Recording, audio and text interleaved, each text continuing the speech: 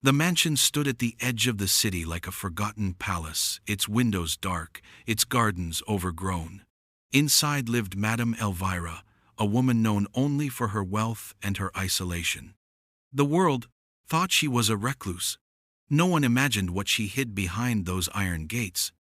One rainy evening, a boy of about 17, thin, streetwise, restless, disappeared on his way home. His name was Tari. By dawn, he awoke in a velvet-lined room that looked less like a prison and more like a hotel suite. Yet the heavy steel door told another story.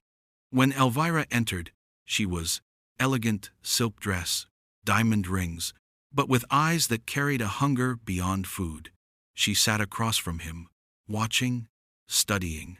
"You won't be hurt," she said softly, "but you will stay." At first, Tari shouted, demanded, threatened. She didn't flinch, she simply pressed a button. The walls hummed, and silence fell. No sound escaped, not even his voice seemed to carry. It was a soundproof cage. Her method wasn't chains or whips, it was silence. Every time he resisted, she took away something: his voice, his freedom, his sense of time. She fed him lavish meals, gave him clean clothes, and spoke to him as though he were a guest, not a captive. But she never let him leave. Days bled into nights. She told him her story, how her wealth had bought everything but companionship, how people pretended to love her but always wanted her money, how loneliness had eaten her alive until she decided to buy time with someone who had nothing to offer but presence. Tari realized she didn't just want him as company. She wanted control over a life she could bend to her will. One night, she tested him. She asked him to sit across the piano and play a note. His fingers trembled over the keys. The sound echoed in the empty hall, and she smiled like a child who had found light after years of darkness. But as weeks passed, Tari stopped resisting. He answered when spoken to. He ate the meals. He played the piano. And that terrified him.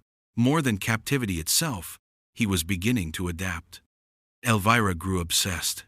She timed his breaths, studied his movements, demanded confessions from him: what he feared, what he dreamed of, who he loved. Each word he gave seemed to fuel her. Until one stormy night, Tari woke to find the door unlocked for the first time. He hesitated: trap or mercy? The mansion was silent except for the rain. He crept through the halls, heart pounding, until he reached the garden gate. And there she was, standing in the shadows, umbrella in hand.